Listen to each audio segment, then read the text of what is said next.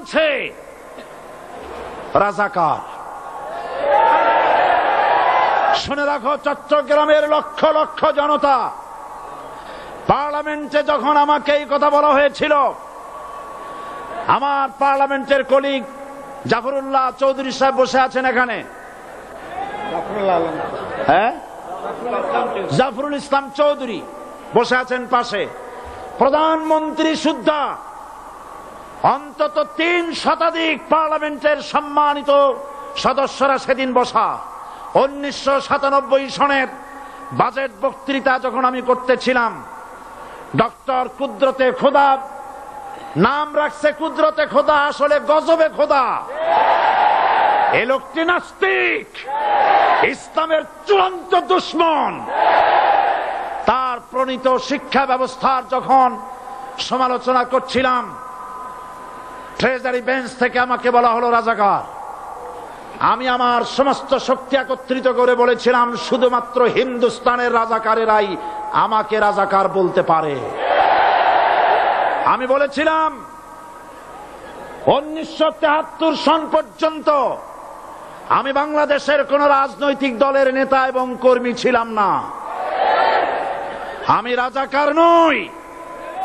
আমাকে রাজাকার বলে যদি তাকেও প্রমাণ করতে না পারে, 10 কোটি টাকার মানহানি মামলা দায়ের করব। আমার এই বক্তব্য সারা দুনিয়া শুনেছে। পার্লামেন্টে আমার এই বক্তব্য রেকর্ড হয়ে আছে। সেদিন 3 শতাধিক পার্লামেন্ট মেম্বারের কেউ আমার চ্যালেঞ্জ গ্রহণ করেন নাই। যে কোনো ব্যক্তি পার্লামেন্টে গিয়ে আমার বক্তৃতা দেখে আসতে পারেন।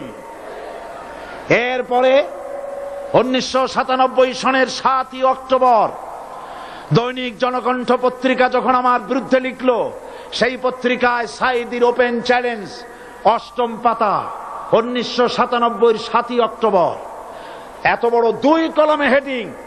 সেখানে আমি বলেছি, বাংলাদেশের সকল সাংবাদিক, গোয়েন্দা বিভাগ, বাংলাদেশের সকল বুদ্ধিজীবীকে আমি আমার পিরোজপুরে আমন্ত্রণ করছি।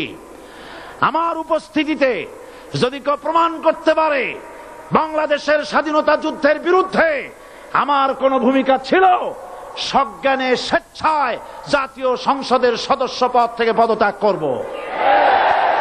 3 বছর পার হয়ে গেছে, আজ পর্যন্ত কেউ এই চ্যালেঞ্জের মোকাবেলা করে নাই।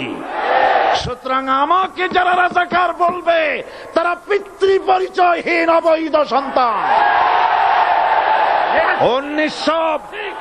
1971 সনের, শোনো মুসলমানেরা, 1971 সনের কোন কাদা সাইদির গায়ে লাগে নাই। আমাকে রাজাকার বলে জনগণ থেকে বিচ্ছিন্ন করবা, জনগণ থেকে আমারে বিচ্ছিন্ন করা যাবে না। কারণ এই জনগণ আমার জন্য আসে না, এই জনগণ আসে আল্লাহর কোরআনের জন্য।